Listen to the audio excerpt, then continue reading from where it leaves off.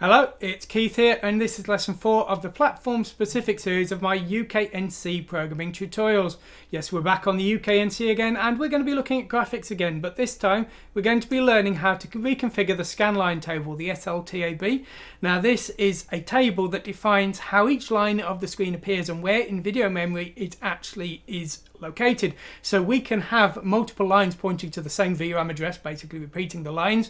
We can also reconfigure the lines to point to memory addresses which are accessible by our processors directly, so that we don't have to use the wrap device to access video memory, and that's one of the things we're going to be doing today. So we're going to be creating this Chibico bitmap as usual, and you can see we're back down to 4 colors, but this bitmap here was actually drawn using the main CPU without using the wrap device, which is much more flexible, and it's going to be faster if we need to get graphics to the screen quickly.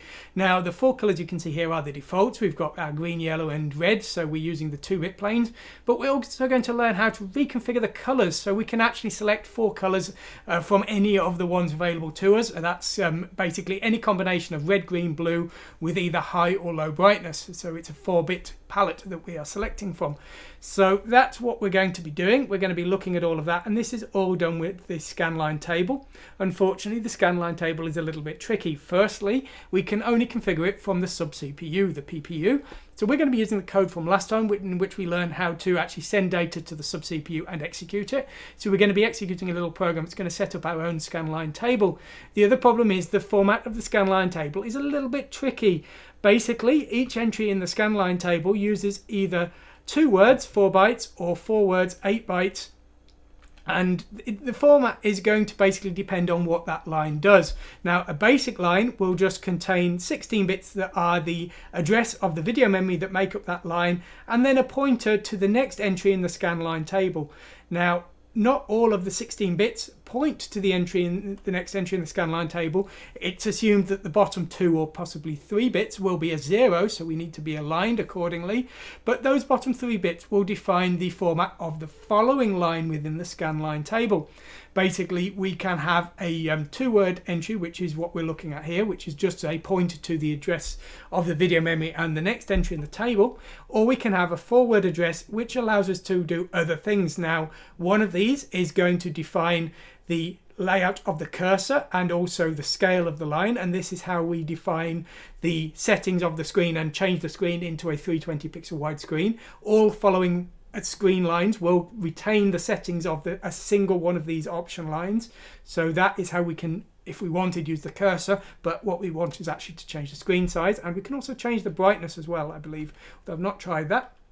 And the other option we have for 4-word lines is a palette line, and this allows us to define how each combination of bits within the 3-bit planes will define an actual color. So basically, the first one here will be all zeros, and then this one will be 001, and then 010, 110, and so on, and we'll see that in our code. But these allow us to define what all of the possible bit combinations will be as a color, and this will allow us to change our 4-color Chibico bitmap to something more appropriate for that character if we want. And it also allows us to use colors that by default wouldn't be available. For example, we can now have bright cyan and dark cyan, whereas before we would have not had that as an option. So we can reconfigure our colors for that purpose as well. Now, how we define whether we're using 2-word entries or 4-word entries is with the bit 1 here, the L bit. Now, this will be a 0 for a normal 2-word line, but if this is a 1, then the next entry will be a 4-word line, and what kind of entry it is then going to be defined by bit 2. Now, on a 2-word line, this would actually be the bit 2 of the address of the next Scanline table entry, but on a 4-word line it isn't. It's actually now defining what kind of entry it is, which is confusing and a bit tricky to work with. So basically, if this is a 0, then this is going to be defining an entry that defines the options, which is going to be the cursor settings, which we're not going to use, and also the scale and the general line brightness. Or if it's a 1, it's going to define the colors.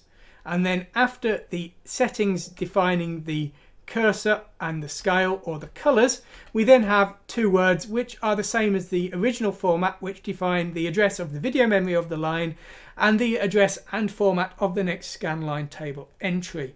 Quite a pain, a little bit confusing, but you know, we can make this work for us. So that's what we're going to do. We're going to learn how to create a screen that defines a 320 by 240 screen and also allows us to reconfigure some colors. And hopefully the code we're going to be looking at today is sufficiently simple so you can tweak it a little bit and make your own. Now, the Scanline table starts in memory at address 270 within the PPU RAM, and that is a fixed address. So what we have to do is we have to create our own table, because our table may be longer than the default one, which would end up overwriting something important. We're going to put our own table somewhere in memory, and then we're going to patch the address of our table in to address 272 to basically hijack the original Scanline table. Why 272? Well, each entry in the table is 2 words. The first entry at 270 is the VRAM address for the line. We'll leave that alone, we don't care, it's probably off screen anyway. The second entry is the address and type of the following entry. So we're going to hijack that and point it to our own Scanline table at our own address. That's what we're going to do. So let's go over to the code and let's take a look at what we're going to be working on today. Okay, so here's our code. This is what we are using today. So this is basically starting off by running this initialization routine, and it's sending it with our send command routine, which we looked at last time, which sends a command and executes it on the sub CPU. We have to do all of this with that sub CPU again. Very annoying. So that's what we've got to do, and we've got our routine somewhere down here. Here it is. And so what we're going to do is we're going to define a new Scanline table at memory address 4000 in octal, and we're going to patch that in to 272, which means that the official Scanline table at 270 and 272 will continue with our Scanline table, which is going to do our work for us.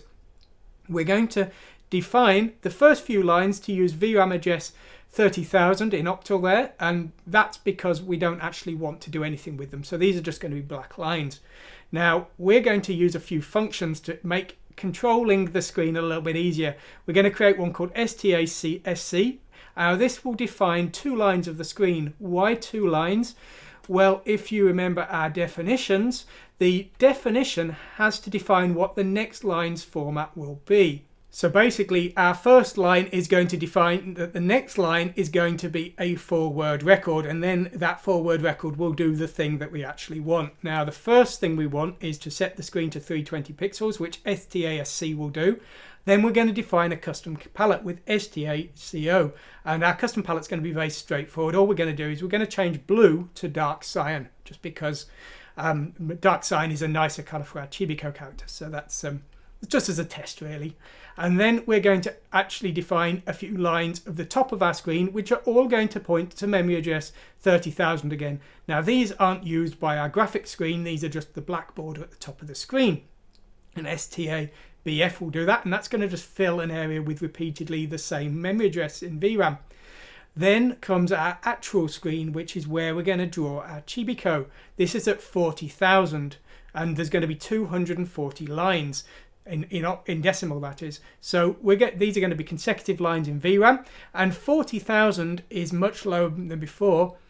It would have been at 100,000 octal before, and that was outside of the addressable memory of our CPUs. 40,000 is not, it's within the range of our CPUs, so we no longer need the wrap device to access the bit planes. If we write to this address, our main CPU can now access bit plane 0 and 1, and our sub CPU can now access bit plane 2. So we can ignore the wrap device and get to the VRAM directly.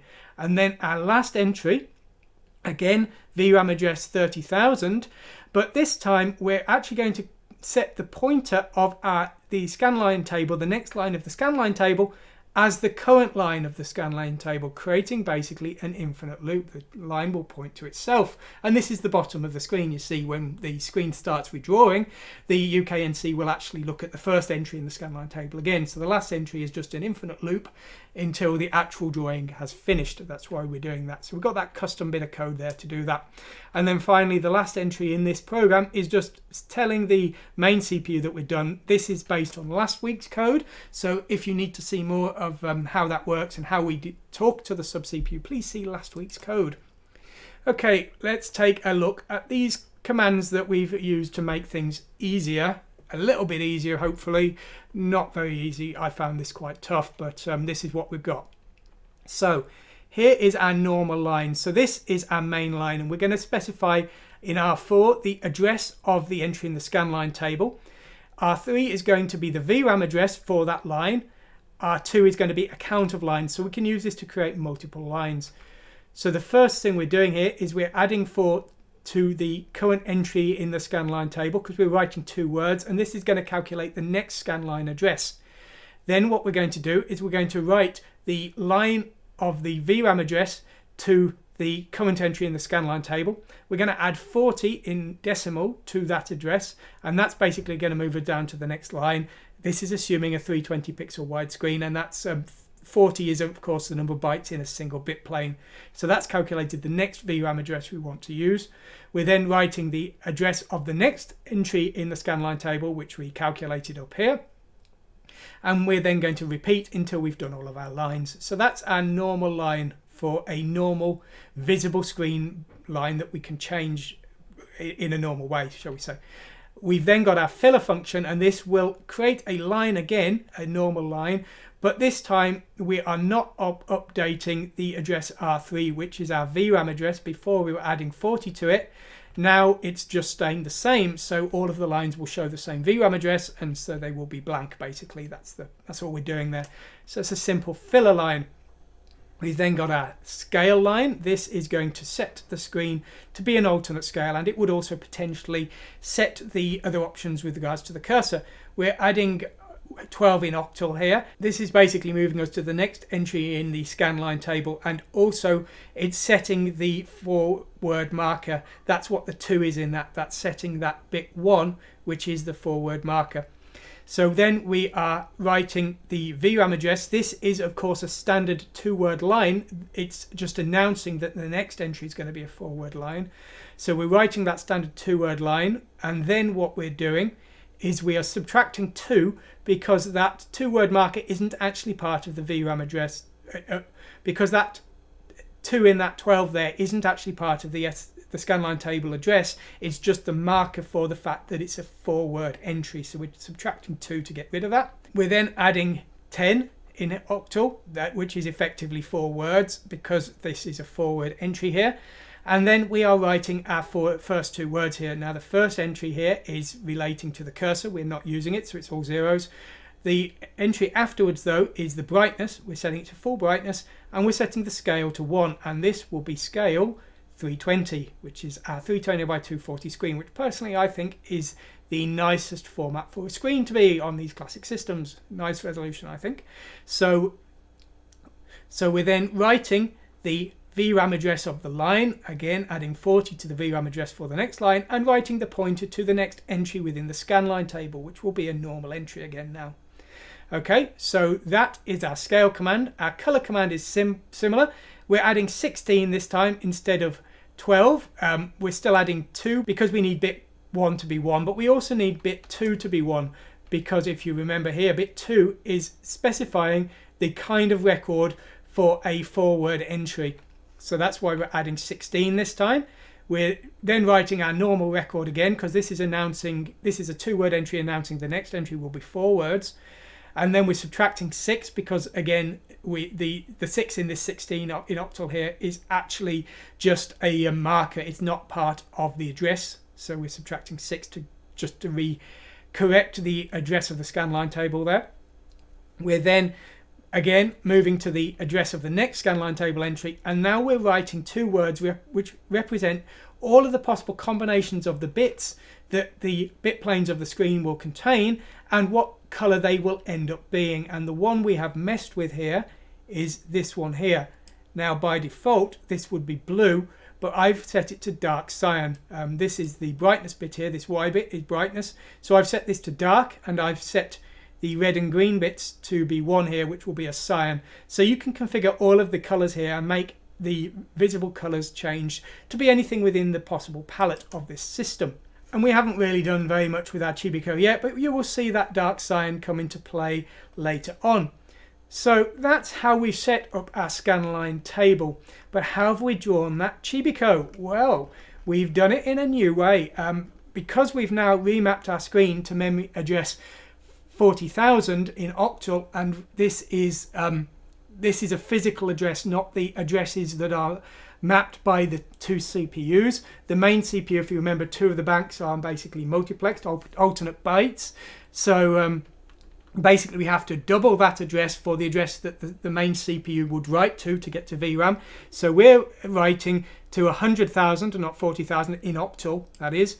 So this address here is now the start of our visible screen, 40,000 in physical memory locations. So this address that we can now write to using our normal CPU is actually the VRAM, and this is how we're drawing our Chibico. We're writing 6 words per line, 48 lines, and we're just transferring these using the CPU directly, not using any wrap device, and this is drawing our Chibico, our 4-color Chibico, to the screen. That's how we're getting this onto the screen. We're not using the wrap, and we're not using the sub CPU at all. So that's what we're doing here. Now I will just show you we can actually do some other tricks here. If I just go down here, and if we just tweak our code just a little bit, we can change that scale option. If you fancy a more chunky Chibico, shall we say, we can just change the scale to 10 here, and now this will change us to a 160 pixel wide screen. And now you can see you've got a very chunky Chibico indeed, but we can go even further if we so wish, and we can change this to a 1 here.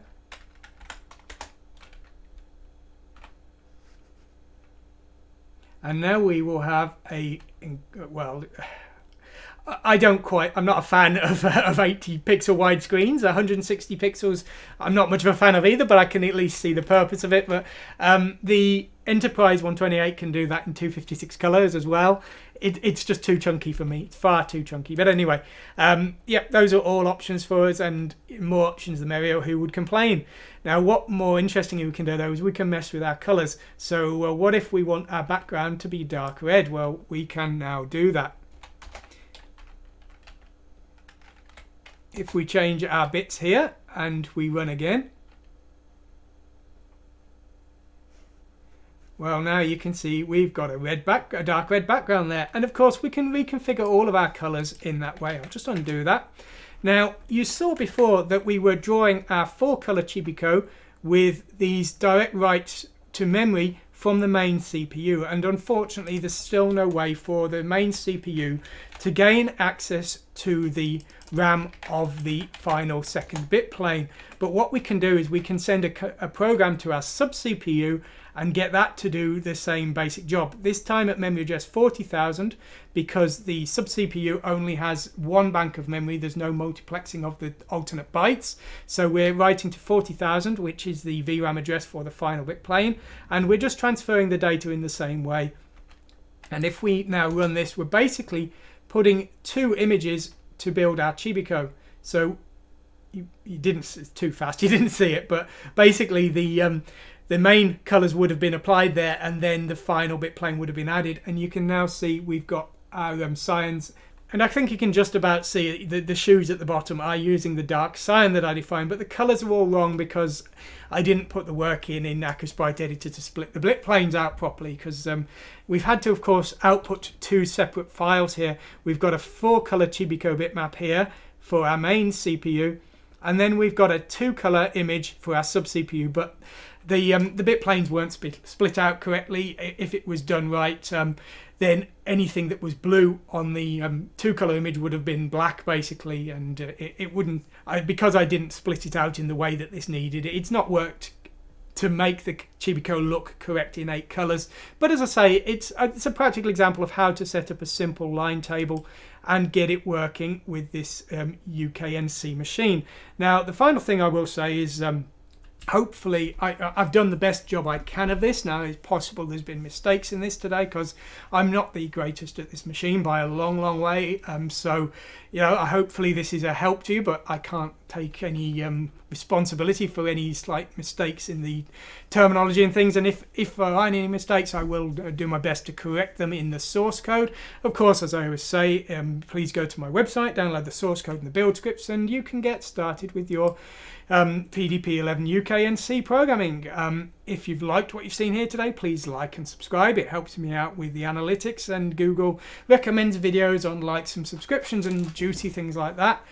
I have written a book. If you want to support this channel, you can get it from Amazon. It covers Z80, 6502, 68000, 8086 and ARM. And if it's a success, I do plan on doing another one which will cover PDP-11. So please take a look at that if you want to support my channel. Anyway, I hope you've enjoyed this. Thanks for watching today, and goodbye.